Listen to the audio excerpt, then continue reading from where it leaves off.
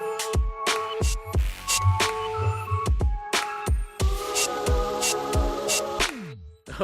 yeah, the NFL draft and rookies. Hell yeah.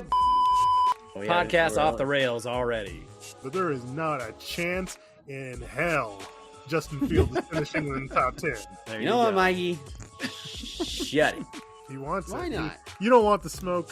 He's Calvin Johnson. He's Calvin Oh, Johnson. good. Oh, God. my Yes, God. yes, and yes. It just, it adds a little extra flavor to the podcast. I think you're disrespecting David Njoku. Thank God Yeah. for Joe Flacco. That's all I can say. I'll help the owners. Don't draft Kadarius Toney. I have to give the people what they want. I mean, come on. I'm going to milk it. I'm going to milk it for all it's worth. I'll give you something to milk. Let's rock and roll.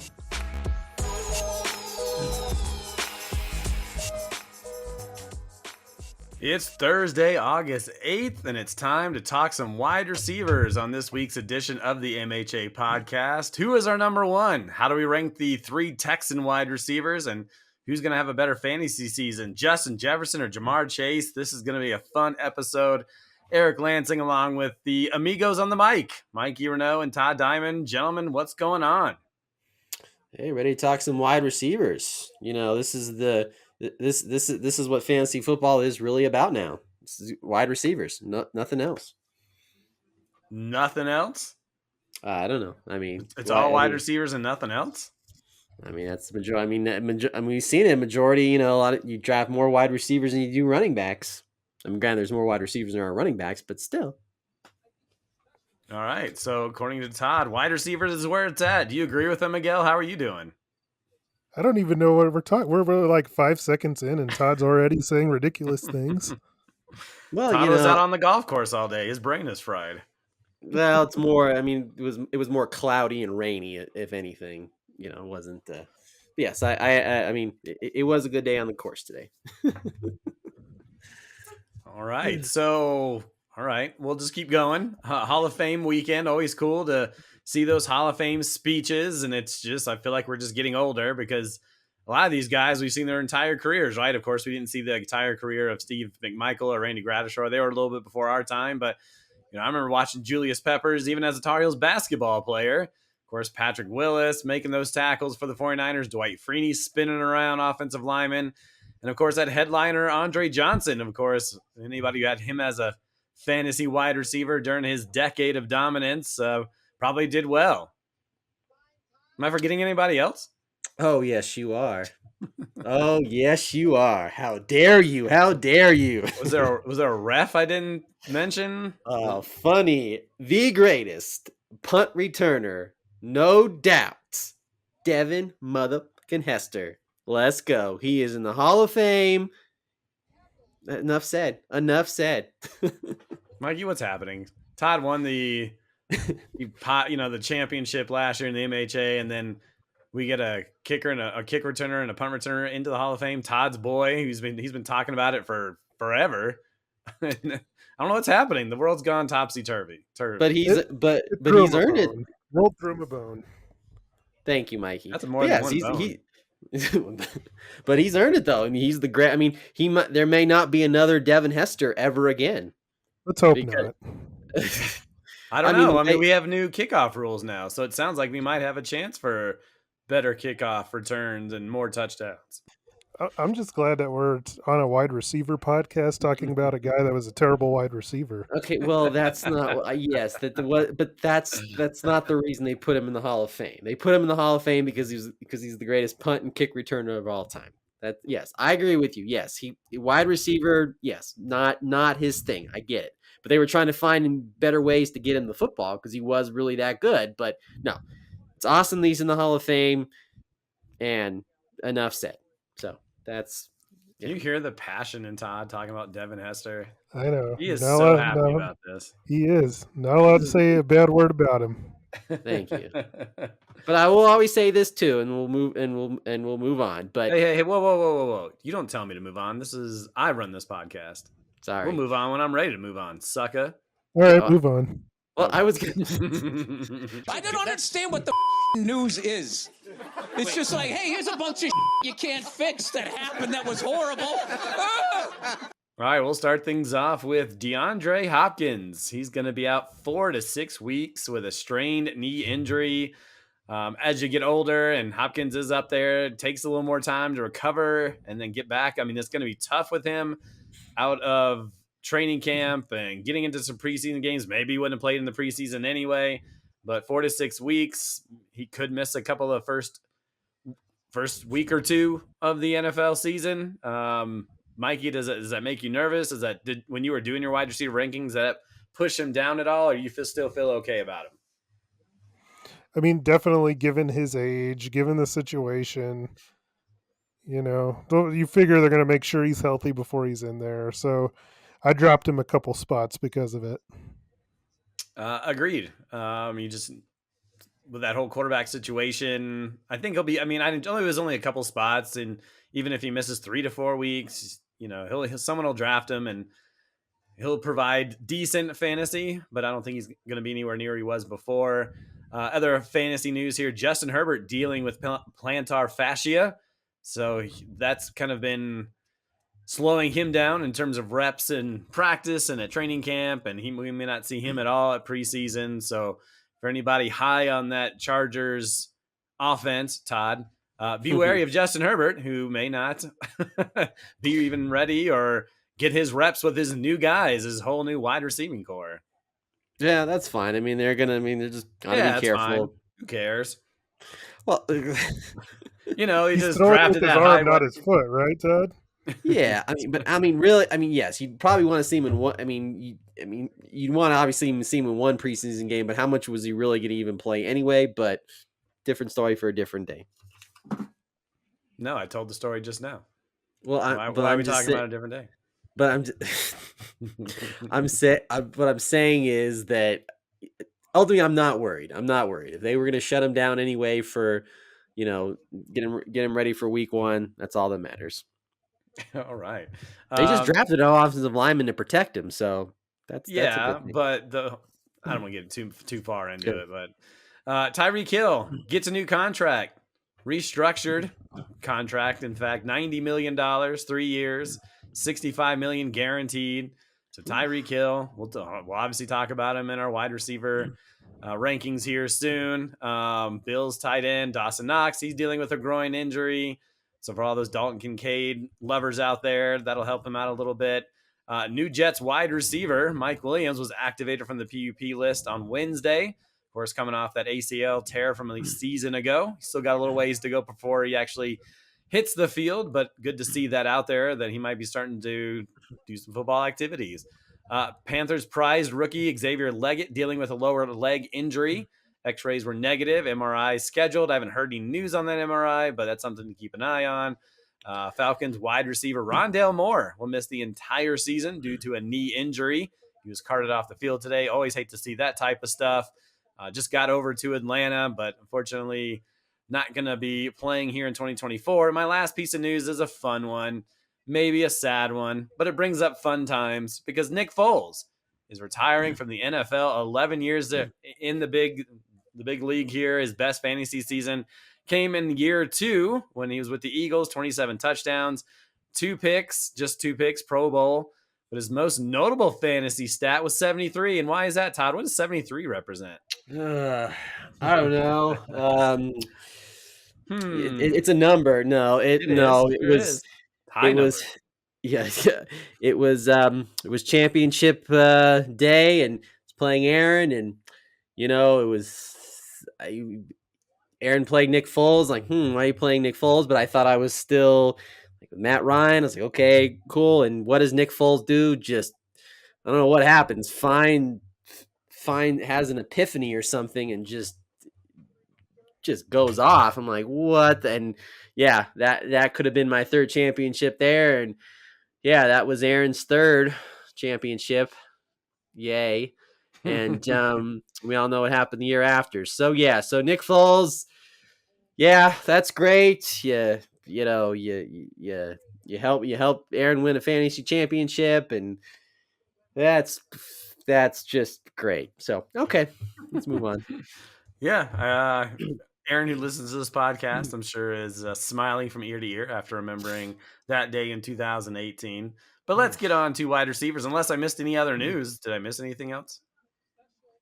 Those were I pretty think much the that's big it. ones. Yeah, those were the big ones. Sure, little things, bruises and stuff like that, but nothing that was warrant any concern. So let's get to wide receivers. And what we don't get to today, we'll push to the next episode. This is kind of wide receivers part 1. Came up with some questions and some thoughts and about a bunch of wide receivers, and we'll see what we get to here. And if whatever we don't get to, if we don't get to wide receiver you're thinking that maybe we should talk about, we'll do it next week, and we'll kind of pair it up with tight ends. All right. So, of course, the question we always seem to ask every year about wide receivers is who's your number one? Last year, CeeDee Lamb had a fantastic season, was the number one after what he did with the Cowboys one season ago, 135 receptions, just over 1,700 yards, 12 touchdowns, also had 2 rushing touchdowns as well, 300 points in one fantasy season. Myself, I have CeeDee Lamb number one. Todd has CeeDee Lamb as his number one. Of course, Mikey is the different one on the board. Mikey, tell us who you got and why you have this player as your number one wide receiver. Why is it of course? Because you're always kind of against the grain, outside of the box. Oh, yeah. Is that I mean, okay? I get it, you know, and it's I mean, a I good could thing. have said that you were just being different to be different, to be annoying, but I don't think that's what you do. What? Just because I don't, believe that what everyone else believes, that CeeDee Lamb is the no question number one. I think that's ridiculous. Look, there's a couple things that worry me about CeeDee Lamb. The whole contract situation is not a good thing, especially, Jerry Jones again came out today and said, "Oh, it's not really a big concern for me." And then you've got CeeDee Lamb going on X and commenting on it, and Dallas has got a pretty rough schedule to begin the season. I don't like that either, especially when a guy's not in camp. I went with Tyreek Hill, who's coming off an amazing season, just got his payday, plus his quarterback got paid. Tyreek Hill, when you watched Miami last year, I mean, it was hard for anybody else on that team, Jalen Waddle included, to get, targets. Like, Tyreek Hill was just so ridiculous. Like, he was getting 1 out of every 4 throws that Tua was getting while he was on the field last year. And, he had over 1,700 yards receiving. I just believe that we're going to have a little switch here. It's not going to be CeeDee Lamb's year this time. I'm giving it to Tyreek Hill. Todd, what do you want to say about CeeDee Lamb or Tyreek Hill? You have a Hill third on your list. Yeah, so I think CeeDee Lamb, again, I agree with Mikey on the fact that contract thing definitely worries a little bit, but I think it'll get done. And CeeDee Lamb is that good. And again, Dak is going, and this is going to go back to with Dak Prescott. I mean, obviously he's looking for a new deal too as well. So again, say it before I say it again. Both of them both CeeDee Lamb and Dak have chip on their shoulders, and that equals fantasy gold, because both of them are going to ball out. So, and I don't think CeeDee Lamb would get to that point where it'd get close to the season and he'd be like, well, listen, I'm not even going to play week 1 I mean, that might change the situation a little bit. If he's like, yeah, I'm not even, like, if I don't get my contract before, end of training camp or whatever, I'm not even going to play week 1, then you might have to change some stuff up and rethink some things. But, I just think in that offense, and it's all CeeDee Lamb, and they're going to force feed him the football, nonstop. And yeah, obviously Tyreek Hill, he, if anything, like I said earlier, before we started talking about wide receivers, is, Tyreek Hill is that ultimate kind of weapon where you can put him all around the field and, run, catch, hand the ball off. He can do everything. But I just think all Dallas has is CeeDee Lamb, and you can force feed him the football. I'm all for that, and I think I think at the end of the day they'll figure it out, either whether they tag him or whatever the case may be. He'll be ready to go. I think we're picking nits here at this point. I mean, I have Tyreek Hill number 2, so we're not disparaging anyone by saying we like one above the other. We're trying to figure out like what are those small differences to put Tyreek Hill number 1 or CeeDee Lamb number 1 or Amon-Ra St. Brown number 1 or Jamar Chase, whatever the case may be. Going into this, I don't know, project, this research, like why would I put CeeDee Lamb at number 1? One of the things that you look at, and this is not going to help my cause or Todd's cause, but you look at the number 1 wide receivers the last 3 years. Back in 2018, Davante Adams was the number 1 wide receiver. Did he finish number 1 the next year? No, Michael Thomas did. Adams finished 21st. Then in 2020, Davante Adams was number 1. So Michael Thomas, who finished number 1, he didn't finish number 1 the next year. It was Davante Adams. Thomas finished 93rd. Now, of course, Thomas got hurt, so that's a little bit different. But that's the stage, right? You talk about Davante Adams in 2020. He finished number 1. He didn't finish number 1 the next season. That's Cooper Kupp, who finished first. And then Adams finished 3rd. So still a good year for Adams. And then did Cooper Kupp finish and go back-to-back as number 1? No, it was Justin Jefferson. And so, if anything, if history is any kind of indicator, yeah, maybe CeeDee Lamb's probably not going to be the number 1. Anything could happen. It could be contract situation, could be injuries. It could just be that someone else has a phenomenal season and take their game to the next level. So you'd almost have to go back to Antonio Brown, that maybe finished number 1 back-to-back years, but that yes, for sure. I think it's difficult, and I try not to look at it that way. And I'm sure Mikey didn't look at it that way. Like, oh, it's just not going to happen because it hasn't happened in 5 years. He has his reasons. We have our reasons. And that's why we're talking about it on this show. I still had CeeDee Lamb number 1, 181 targets. That's massive. I think he could reach that number again. Michael Gallup's no longer with the team. Touchdowns, always, even though Tyreek Hill. Wait, Michael Gallup was never with the team. He had 34 receptions. I don't know, I have his targets right in front of me, but he's gone and he took up targets. And Tony Pollard, he's gone. He had targets, more targets for CeeDee Lamb. Because who else is it going to be? Jalen Tolbert? So someone's got to get him. And my point is targets. And so you talk about the Dolphins. Yeah, they have Jalen Waddle, who's not a big target grabber, or they're not going to throw him 130 some targets as a number 2 wide receiver. But I think what the Dolphins do that's different offensively than the Cowboys is they want to run the ball. Cowboys ain't running the ball to the same level as Miami Dolphins.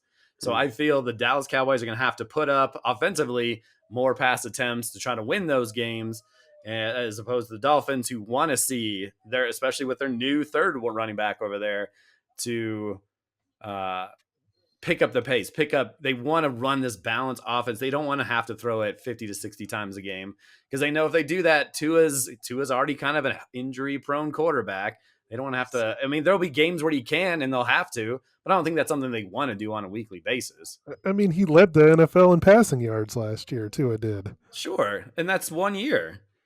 And I think, with the running back situation, and they threw a lot to the running backs too. So, I mean, that's less stuff going to Tyreek Hill, where I think CeeDee Lamb's more of a focal figure. Focal figure? Is that what I'm trying to say? Focal point. Well, yeah, I mean, focal figure I think is fine. But the focal aspect of the team, he is the number 1 guy by far. And so is Tyreek Hill is too, don't get me wrong. But you have all these other amazing athletes on the squad. I'm not saying that. I mean, we're really splitting hairs at this point. But these are the little things that we're looking at as we put these guys on the hill, on the Tyreek Hill. How about that? What I see happening is the fact that he's not been in camp at all, and it doesn't look like this is coming to an end anytime soon. He's 20. Come on. If we're talking about that, Tyreek Hill's 5 years older than CeeDee Lamb. I'm just saying, is that important for a wide receiver? Do we see these guys in preseason games? But I am telling you that it makes a difference. Like, there's going to be some tension there, and I'm telling you, their schedule is brutal to open up the season. It is Okay, going to so it's make a brutal. That means difference. they'll have to play from behind and throw more passes his way. And the fact too is, I could see him getting hurt, honestly. what happens if they tag him? You know how it is when you're not playing. It's like these little, it's those soft tissue injuries, man. When you're not, all of a sudden you're just trying to come right in at the last second. I'm telling you, I don't like it. So there you go. Our thoughts on CeeDee Lamb, some Tyreek Hill. So let's talk about the guys that are kind of in that next wide receiver tier. We kind of talked about Tyreek Hill. Let's talk about Jamar Chase, Amon-Ra St. Brown, or Justin Jefferson. Mikey, you have St. Brown as your number 2 guy. We saw what a fantastic season he had with the Lions. He got paid in the offseason as well, making that money. He finished ninth. Oh, no, nope. Sorry. Check that. I was looking at the wrong dude here. He finished 4th amongst our wide receivers 1 year ago in 16 games played, 119 receptions, 164 targets, over 1,500 yards, 10 touchdowns. What do you see? What do you like about him having another year or even a better year this year in 2024? Well, and I almost, I believe me, I considered putting him number 1. Like, Wow. yeah, I mean, I just think that he's fantastic. Like, he gets a large target share. To me, he's the number 1 weapon there. I know Todd would disagree with that because he loves Jahmyr Gibbs so much. But yeah, I mean, they're facing a dome heavy schedule, pretty soft schedule when it comes to pass defenses as well. As you've seen if you've watched the Netflix receiver show, you want to talk about somebody that has a chip on his shoulder. That is somebody that's got a chip on his shoulder. Yeah, I just see him getting better and better and better. And yeah, I mean, I think he has a real chance to be number 1 overall this year. He was tied with CeeDee Lamb for 1st in red zone receptions, and he was 4th in red zone targets. So he's definitely a guy that utilized in the red zone, which is huge. That's what you want, right? Detroit has a lot of weapons around him in terms of like those running backs. A lot of people are figuring Jameson Williams is going to have a better season. He's kind of a big sleeper thing from what I'm reading around the different websites and whatever. But yeah, I mean, he was phenomenal. He had 7 games of 10 or more targets, 9 100-yard games. So he has ability not only to rack up the receptions, but be able to make them and take them deep and bust it out for those the yards after catch and all that fun stuff. So he's a phenomenal player. Todd, you want to talk about Jamar Chase or Justin Jefferson? I'm gonna go with Jamar Chase because I had him ranked 2nd. I think Jamar Chase kind of returns to form. I think he has a season like he did his rookie year. We had 1,400 yards, receiving 13 touchdowns, as well. So I think Jamar Chase kind of has like a real bounce back year. Obviously, the 2022 only 1,046 yards receiving. 2023 last year, 1,200 yards receiving, only 7 touchdowns. So I think he kind of gets back to form. He has a season like he did when he came into the league in 2021.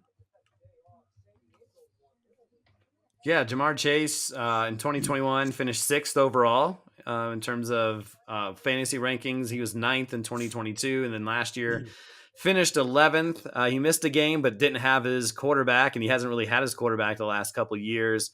When he does have Joe Burrow, he gets a 28% target share. T. Higgins still in the mix, although he's also not happy with his contract. Mikey, you have Justin Jefferson over Jamar Chase. Give me some of your thoughts on Justin Jefferson, and I'll do that as well once you get through Justin Jefferson. I have Justin Jefferson 5th, and Todd has him 4th. Yeah, I mean, for Jefferson, I just think he's the better player. The quarterback situation is not better, but like when I look at Justin Jefferson, I just feel like he's going to continue to be a target monster. Like whoever's the quarterback there, whether it's Darnold or it's the rookie JJ McCarthy, like Minnesota has Jordan Addison. They have Hawkinson, but I don't. Jefferson's where the bread's buttered, man. Like third downs, this is the guy that they go to, and he has shown, throughout his career, like he is just, to me, more reliable than Jamar Chase is. What do you mean by reliable? Jamar Chase is more of like what I consider to be a boomer bust type receiver. Like he's big play down the field, but he's not going to get you like all those intermediate type stuff that gets you the PPR type stuff. And that's what I like about Justin Jefferson. Like he's consistently picking up targets, picking up catches to get you those numbers that way. Whereas Jamar Chase is a more of a big play down the field threat. I mean, he still had 100 receptions. I don't know if it's not like a Mike Evans where he has 78 catches and 13 touchdowns. Like I could see that being less of a consistent receptions guy, but 100 receptions without your top quarterback, still pretty good. It's still pretty good, but if you're breaking it down, if you look at his game logs, like there's less consistency when you look at Chase. He has really big games where he puts up, 10 plus catches, but then there's a lot of them where he's 5 or below. And so is there no concern that Sam Darnold is going to be able to help Justin Jefferson be a top 3 fantasy wide receiver or the rookie incumbent whenever he gets in? I mean, Sam Darnold, if you look at his stats over his career, 2018, he had 17 passing touchdowns, 2019, 19. And then in his last 38 starts, he has 27 total touchdowns. I don't know if he has what it takes to help Jefferson. It's not Jefferson's fault, but it's a Sam Darnold problem. I am going to say that I think this is the best situation that Sam Darnold's ever been in, as far as the talent around him, as far as the coach that's coaching him. He's never had. I mean, he was in Carolina and the Jets. For God's sakes. Now, I mean, compared to this, I mean, it's like steak versus hamburger helper. All right. It doesn't matter if you don't have a good cook, though, right? I mean, are you saying that Sam Darnold is a good quarterback? He just hasn't had the opportunity to be one. I mean, I figured at this point of his career, if he was good, we could have seen it by now. I'm saying there's potential for that. I mean, he's in his fourth team at this point. I'm saying that obviously they think there's potential for that. Like, I'm not saying he's going to be like a world beater, but I think he's better than what he's shown given the situations that he's been in. The one thing I remember just kind of going through this exercise is you have Joe Burrow as your number 1 quarterback. I do. And so is Jamar Chase not going to reap the benefits from your number 1 quarterback? He'll reap benefits, but I mean, they also have, T. Higgins there.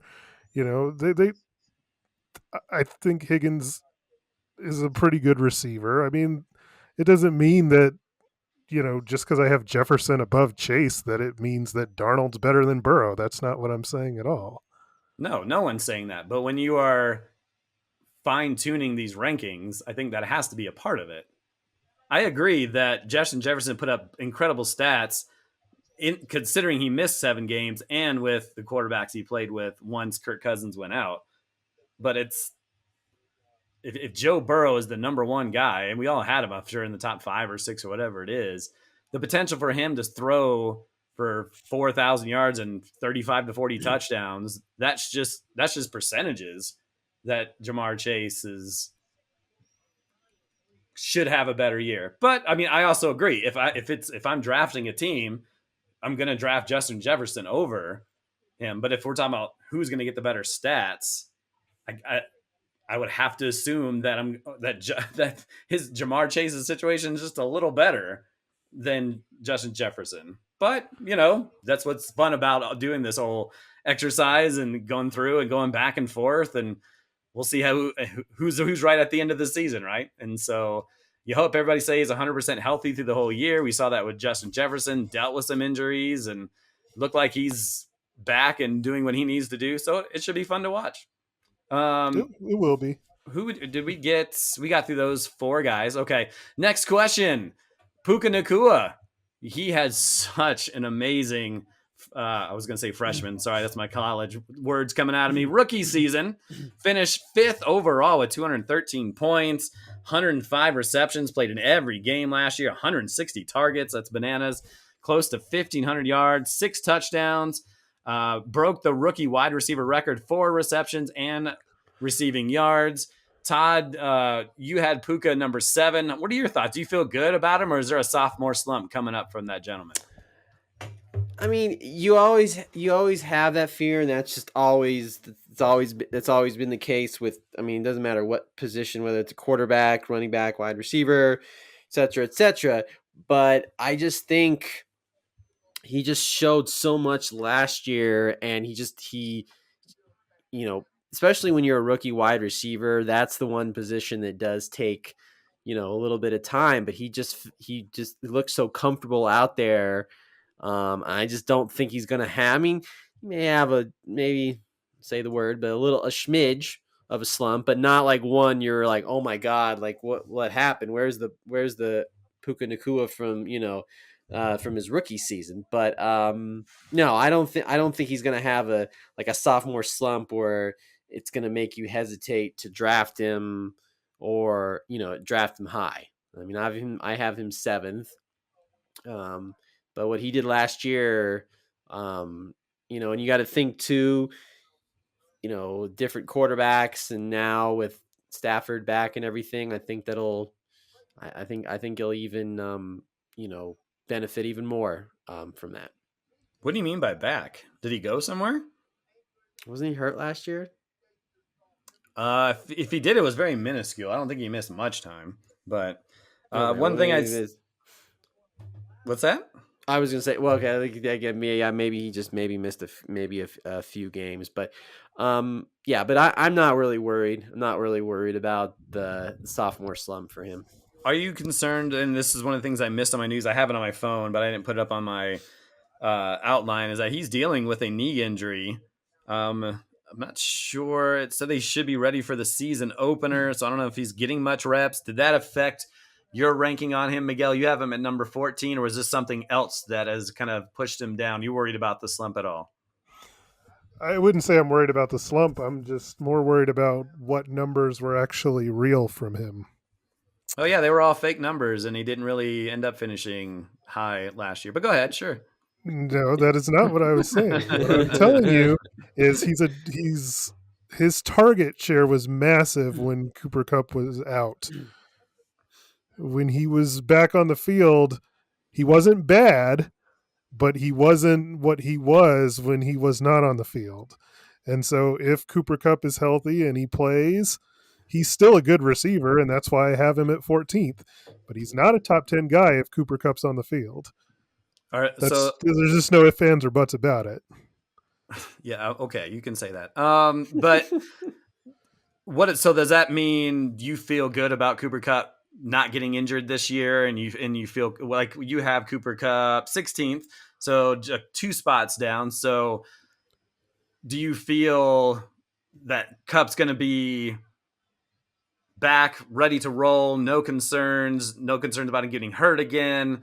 Any concerns that I don't know if they don't really run a big 3 wide receiver from what I can tell, but just some of your thoughts about Cooper Kupp and feeling good about him. We're using the information that is given to us at this moment. Sure. At this moment, Cooper Kupp is healthy, and so that's what I have to go off of. He may miss games during the season, but as far as we know, he's going to be healthy to start week 1. When he wasn't last year, Nakua had 35 targets in the first 2 weeks, which was ridiculously good. He doesn't have that type of upside if Cooper Kupp is not on the field. I'd have to go back and look. I should have looked this up in terms of like how they did in those playoff games. Mike, you have a better memory than I do. Was there one better than the other between Nakua and Kupp? I know Nakua was better in the Detroit game, which was, I think, the wild card. But that was the only playoff game that they played. Okay, yeah, they lost in that Lions game. That's right. Yeah, they lost in that game. And I have Nakua ahead of Kupp in my rankings. I just Yeah. don't think that he. Are you worried about split numbers at all? Like, are we going to see? I mean, to have two in the top 16, and I mean, I'm very similar too. I have Nakua 7 and Cup at 12, so I was actually the highest of the folks. So maybe I'm excited to see both these guys put up stellar numbers. Do you think both can put up top 15 numbers if everything's good and everything's right and Stafford's great? And see, that's the other Asking trick of too it much? too. That is asking too much, given Stafford doesn't have an extremely great track record of late of being able to stay on the field either. And so there's a lot of ifs going on in this scenario. So, like I said, I don't think it's a sophomore slump. I just don't think that the situation is what it is last year. So we're about 38 minutes. We're going to go to the next question here. I'm not going to pick up the pace by any stretch. I'm not going to have you guys like hurry up because whatever we don't get in today, we'll do next week. Third year breakouts: Chris Olave, Drake London, Garrett Wilson. Different situations for all of them. Todd, I know you've been a kind of a Garrett Wilson guy in the past. Do you still feel good about him this year? Of course, Aaron Rodgers, I don't know if he's mentally all the way back because his mind's in a different planet than ours. But do we feel good about Garrett Wilson coming into this season? Yes, I think Garrett Wilson still is, still can be that, that star wide receiver and be that top tier wide receiver. Now, obviously, it's, Aaron Rodgers being back, helps a lot. But I just think his Garrett Wilson's talent is just still there that you're and if Aaron Rodgers they can keep him upright and stay healthy, and Garrett Wilson's the number one option in that offense, then I feel good at having him at number 6. So with Aaron Rodgers back as the Jets quarterback, does Aaron Rodgers have to have a good season for Garrett Wilson to be good? Or is it more just Garrett Wilson's just going to overperform, or he's just going to be that good of a wide receiver that if even Aaron Rodgers struggles this season, he's still going to be fantasy worthy? Yeah, because Aaron Rodgers is going to force feed him the ball. We saw that. Did he We tell saw you that. this? Did you guys talk about it? No, I'm just saying. I mean, it doesn't have. I mean, Aaron Rodgers doesn't have Devontae Adams, so Garrett Wilson is the number one option, and I think we kind of saw that little. I don't know, somebody taking this video of Garrett Wilson and Aaron Rodgers kind of getting into it a little bit, but I think they were just both competitors and they want to do it. They want to be the best, but Garrett Wilson's still the number one option, obviously there, and Aaron Rodgers being back helps out a ton. I mean, if it was anybody else, maybe I wouldn't have Garrett Wilson as talented he is. I'd still maybe have him on maybe 1 or 2 spots, but I'm okay with him at number 6 in that Jets offense. I have him ranked number 6 in my rankings. Mikey, talk about Chris Olave or Drake London. Whoever you want to talk about, go for it. I'll talk about London. I'm excited for what Drake London can put up this year. Finally having competent quarterback play in Kirk Cousins, and we've seen what it can be like for a receiver to be the number one guy in a Kirk Cousins offense. Like, I think Drake London was a top 10 pick for a reason. I feel like this year, they finally got some good coaching in there. The offensive coordinator and Zach Robinson, they got the quarterback. I think this is the breakout year for Drake London, and I'm really excited about him. Yeah, I feel like I don't know what to think about Drake London, honestly. I want to be excited. He hasn't had the offense, of course, with Arthur Smith being over there and Zach Robinson comes in to call the plays. I don't have him very high on my list, and I probably have him too low. I just don't know if I see it. I mean, I tried to watch some highlights of him, and I don't know if I was super thrilled. And I don't know. He's one of those guys that I hope I don't have to make the decision on. But we'll talk about Chris Olave since you guys kind of talked to me. He finished 21st a season ago. I feel like I have this guy a little too high. I mean, he did have 138 targets, not a great, like, in terms of percentage of receptions to targets, just 87 receptions. That could be a Derek Carr thing. He still had a 25% target share. Not a lot of, I mean, Taysom Hill, you and I had this conversation. I don't know if you want to bring this up, but according to sources, Taysom Hill is going to be featured even more in this offense this year. So for all those who love Kamara, Todd, this could be a problem. This could be a problem. But I mean, Rashid Shaheed's not great. Juwan Johnson's not great. So, I mean, he'll be the number one guy, but is he going to be enough? And I have him 10, and I'm still worried that I may have him too high. But is there something I'm not seeing about Chris Olave, Miguel? I don't think you have him 23rd, so maybe you're on the same page as I am, or maybe even worse off. Yeah, it's just he's got potential, right?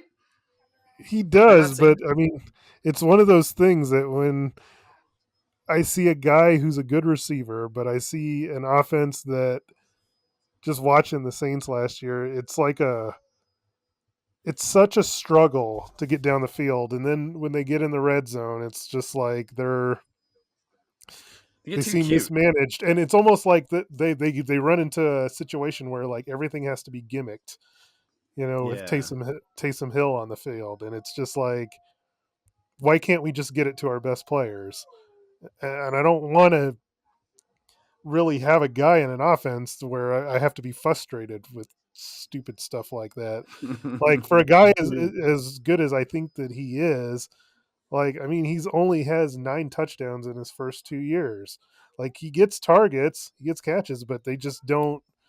When it gets down to the red zone, they gimmick it up, and it's it's too much possessions lost to Taysom Hill show. And Derek Carr's not great. I mean, he made Devontae. He played with Devontae Adams, right? And he played all right with him. Am I not mistaken? Am I totally? No, you're right. He played with him when he was in Oakland. He did well with him, but yeah, he was second in terms of just like his catch rate was like second worst or something like that. It's just, I don't know. Like I see it, like the potential in Chris Olave and what he could do out there, but there's just so many factors. So maybe I even have him as high as number 10 as we talk this out loud. But we'll keep going here. Let's talk about those Texan wide receiver, the core over there in Houston, where Nico Collins, Stephon Diggs, Tank Dell, all talented wide receivers. CJ Stroud threw 23 touchdowns his first year. If we're going to believe that 2 of the 3 or all 3 can be somewhat successful, does CJ Stroud have to be that much better? I'll let you start, Todd. I told you guys to rank these 3, rank them, and then talk about whoever you want to talk about. All right, so I had Stephon Diggs first, and then Nico Collins, and then Tank Dell. That's what Mikey had too, right? Just so I can just say this now. Yeah. You both had the same, right? Okay, go ahead, Todd.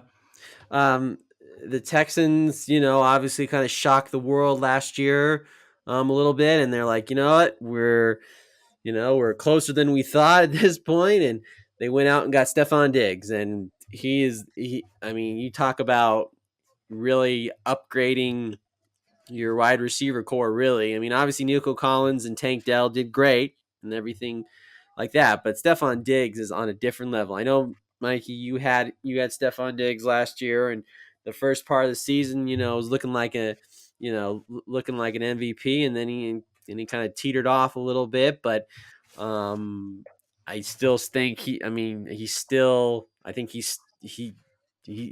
top tier wide receiver. Now you put him in an offense where there's multiple weapons now, and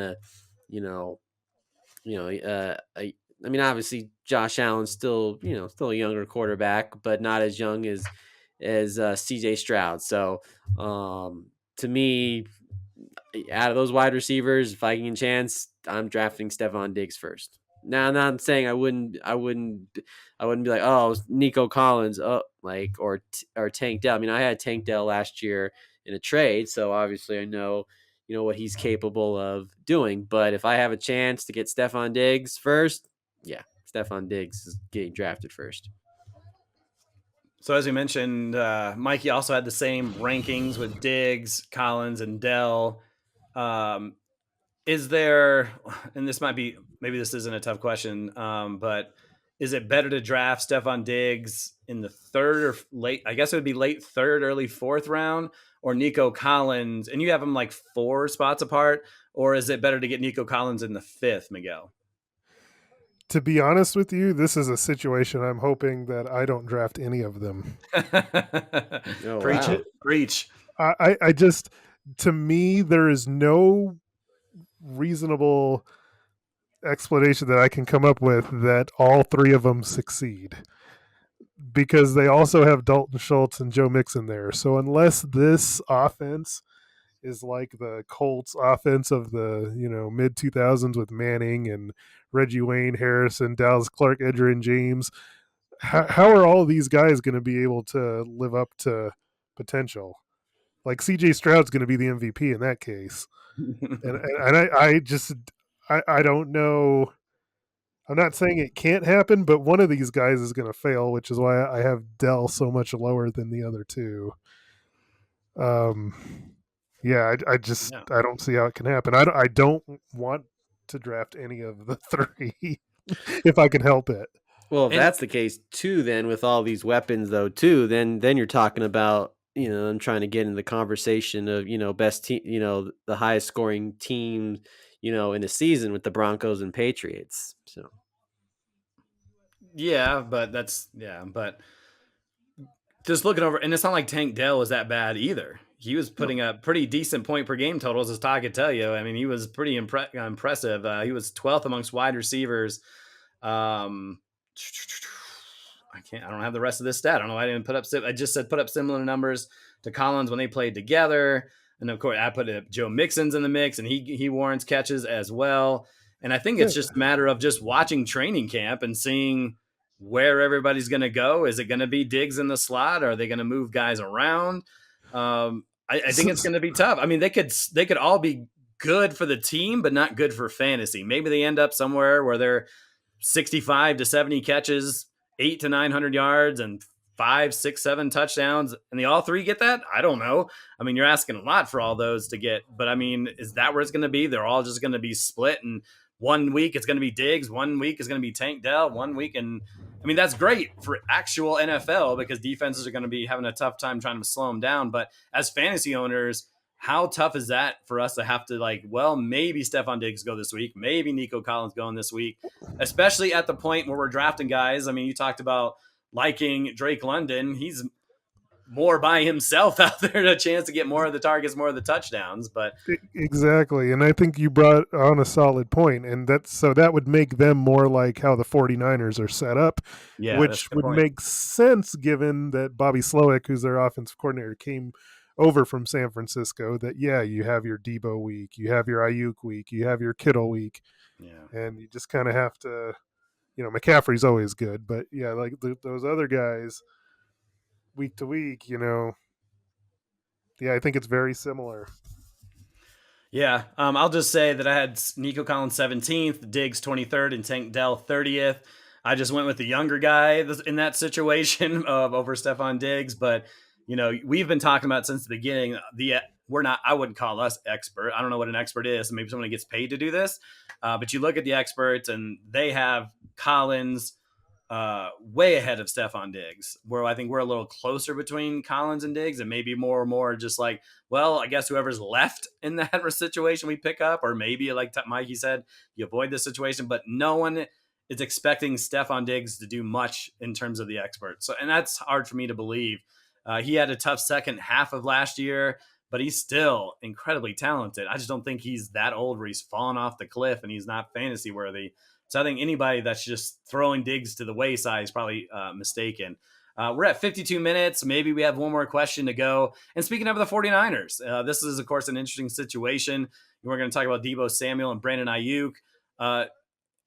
Mikey, it's been interesting or fun, I don't know, in terms of just looking on social media. And 1 minute, I thought I saw something and he was going to Pittsburgh, and then he's not. And then now all these other teams are in the mix, and he's hanging out with Pittsburgh on their sideline. So my question was to you guys, let's say Brandon Ayuk stays. And I don't know if you guys ranked him as such. You can tell me or whatever. But let's say Ayuk stays. Who are you drafting first? Is it Deebo Samuel or Brandon Ayuk? I'll start with Mikey, and we'll get to Todd in a So second. I ranked my guys as if Ayuk was going to be gone because it seemed like there's been a bridge that's been burned. They're allowing him to negotiate with other teams. I just don't know any way that they can come back from that. So if it's Pittsburgh, that's what the information I was working with is if he was on Pittsburgh. So I had him a little bit lower than I would have.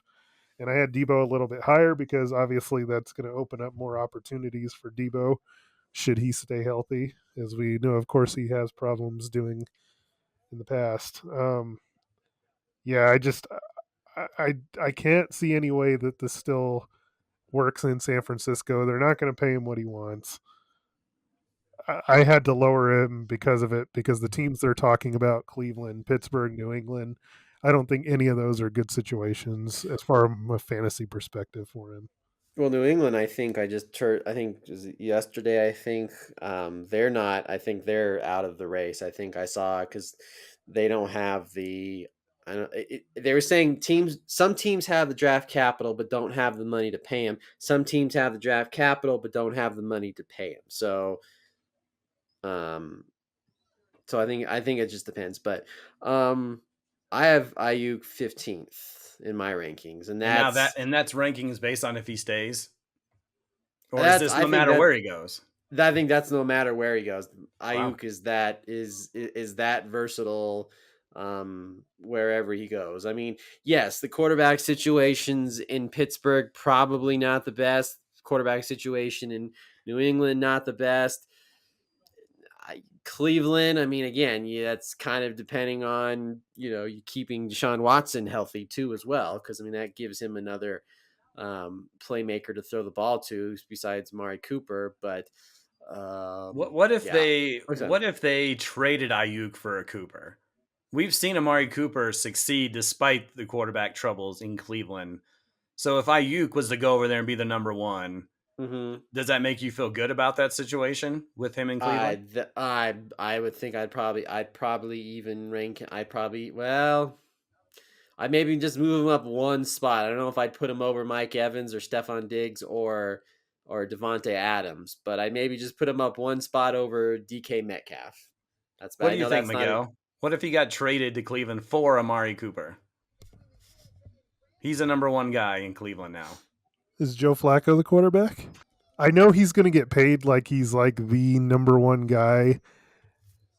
I lack confidence that Ayuk actually is a number one guy. Okay, that's fair enough. That's fair enough. Okay. Yeah, let's see. Do we want to? So we're at 56 minutes. Should we wrap it up? Do we want to talk about a rebound year for Devontae Smith, DK Metcalf, and Christian Kirk? Can we get through those in the next 4 minutes, or should we just save them for next week for wide receiver part 2? What do you guys think? Save him for next week. I think we'll. Okay, so I'm fine with that too. So we'll talk about those guys. We will talk about where we have Marvin Harrison Jr. ranked. And of course, we'll talk about some sophomores, Rashee Rice, Jaden Reed. I know Todd loves him some Jaden Reed, Zay Flowers, and Jordan Addison, and some more wide receivers. And we'll also talk about tight ends as well. So we have a couple of minutes. Anything you guys want to talk about in your rankings that we've kind of gotten to so far that maybe in the early rankings? I don't want to talk about the Rashee Rices or the Harrisons or whatever, Jaden Reeds.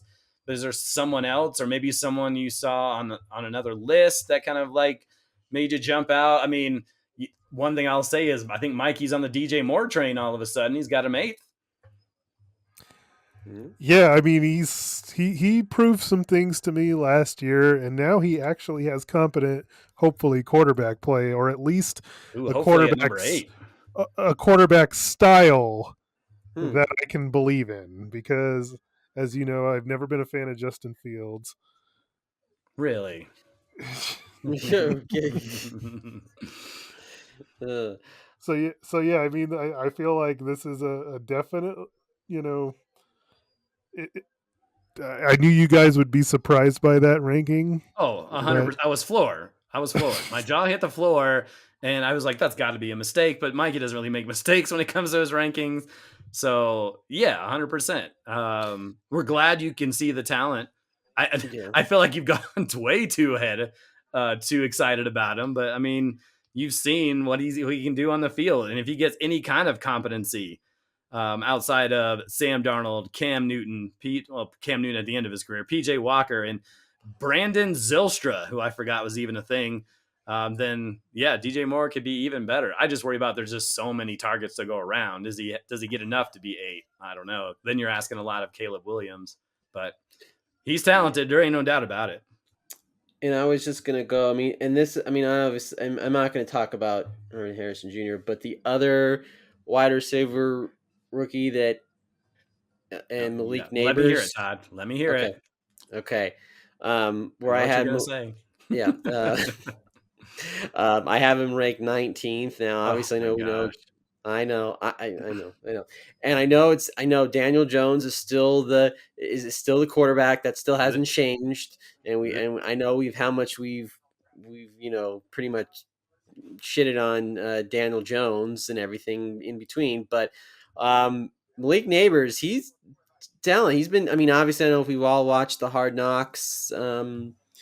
Following the Giants or whatever, but he's they're trying to get him the ball. They're gonna force feed him the ball. This is gonna be another wide receiver. I should make a list of my top force feed wide receivers in the league, because Malik Neighbors is gonna be one of them. So that's what I'll say about that one. So we'll save that I'll expand more on that in the next show. But I just wanted to bring that one. We're talking about it now. We have okay, because we're not going to talk about it in the next show because he's a rookie. We've kind of talked about rookies, and so maybe we have more time at the end. But yeah, I mean, I was definitely. It's one of the notes I have. You're the highest. I have him 36, Mikey 35th, and so over guys that have solid quarterbacks already, in terms of Deebo Samuel, Nico Collins, and Drake London. At least that's the guys like right behind Malik Neighbors. That seems a tad high for a rookie, and with Daniel Jones still running things over there. That's just me. Yeah, this is a quarterback that could barely get over 3,000 yards. I mean, it's just awful. And an offensive line that'll be better, but was just so terrible. But they finally got him. They finally got him at least, if anything, for whatever it's worth. They finally got him a wide receiver. He hadn't had any wide receivers since Odell Beckham Jr. So finally got him a wide, for whatever it's worth. I'm not saying Daniel Jones is Aaron Rodgers or Joe Burrow by any means, but they at least got him a weapon. I mean, I think there's going to be some frustration. I think that Neighbors is going to be running around wide open, and he's going to turn around, and then Daniel Jones is running around for 3 yards. We want to do a board bet here for Malik Neighbors, because I think he's Calvin Johnson. No, he ain't Calvin Johnson. No, he ain't. He's not Calvin Johnson. I'm gonna leave that one down. Even if he was, Daniel Jones can't get Calvin Johnson numbers. I know, but yeah, do we want to make a board bet for Malik Neighbors that I'll say a top 15 wide receiver? Oof. Yeah, I'm definitely not. I'm taking the under. Yeah, well, I guess is that the over or under? He's going to finish past 15. Even if he's the best rookie wide receiver in terms of just talent, I just don't think Daniel Jones is that good. And even if he is the best wide receiver he's ever had, I have seen nothing from Daniel Jones that is going to say that he's going to get him top 15 numbers, maybe top 25 numbers. I mean, I have him in the 30s because it's always tough for me I just don't think rookies are going to put up big numbers to begin with. And then you have a quarterback that's struggling. Like, they were trying to draft up for a reason. And now their backup plan was, well, we got to just get him a weapon and hope for the best. And I mean, I hope it does. I mean, Daniel Jones seems like a nice guy, but you know who we didn't see a lot of in Hard Knocks? Daniel Jones, because there's a reason. see, Todd, let me give you some examples. See, Evan Ingram with Daniel Jones, terrible. Evan Ingram gets out of there, great. Darren Waller with the Raiders, great. Darren Waller is with Daniel Jones, I got to retire. Yeah, but Malik Neighbors is, I'm gonna say, he's a special talent, so he's different. I'm not comparing. I'm not denying that. Yeah, I don't think any of us are saying he's not good. No. Everybody wanted him in the top 10. But you got to have some sort of offense and a quarterback to get you the ball. And at least, I mean, it's his first year. He's still learning. It's going to take time and chemistry, and Daniel Jones is often hurt. So then it's like, well, even if they get on the same path, how long is that going to take? 2 weeks, 5 weeks? And then let's say they come up with this amazing back and forth, and they're great together. They're putting up touchdowns, maybe putting some wins together. You know, I just don't see him throwing for 4,000 yards and 30 touchdowns where Neighbors is going to get 1,200 yards and 8 to 10 touchdowns to warrant a top 15 outcome. Yeah, it's not possible, but I'm just not betting on it. If I were Todd, I'd be rooting for Daniel Jones to get hurt because I think Drew Lock would have a better chance of getting into those numbers than Daniel Jones would. And Drew Lock got hurt today. So, I mean, not only it's serious, but, I mean, he's also injury prone in his own Tommy respect. DeVito it is. There you go. Well, so, yeah, I mean, if you want to do it, Todd, I'll do it with you, but I just don't think it's going to work out well for you. But if you believe, you got to believe, and you're a guy of conviction most of the time, which gets you in trouble, too. Yeah. But, you know, I mean, I'll say it. You won me the championship, so, you know. Jesus. True. That's true. So board bet, Todd, do you think Malik Neighbors is going to be a top 15 wide receiver? Yes. Okay, I'm going to say no. Mikey, you want to get on this? Yeah, you do. Come on. Yeah, I'm going to say no. Well, there you have it. Wide receivers. Fun stuff to talk about. It's always interesting because it's not like running backs who, you know, it's easy to hand them off and then they could do some work. But yeah, wide receivers can't do it by themselves. Some are better than others. Some have better quarterback situations than others. Some have better offensive coordinators than others. That's why it's hard. I mean, we were talking about the other day, like we're still working on these wide receivers because there's so much information to have to process and put together. But that's why we do it. That's why we love it. You know, I mean, Todd gave us his wide receiver rankings last week. Mikey gave us his just a few moments ago, but that's because there's so many and there's so much stuff to look at. So we'll finish off with some wide receiver talks next week. And then, of course, some tight ends. Todd, you excited about some tight ends? Let's go. I mean, it's just like with catchers in baseball. I mean, woohoo. I mean, you have to throw darts at a dartboard for tight ends. That's all you can do. And then maybe you find a David Njoku and you win the championship. So there you go. Mikey, quick, are you excited about tight ends this year? Or is it just there's a couple and that's it? There's always a couple. I'll say this, it's better than it's been. I agree. I feel like the tight end situation's not dire.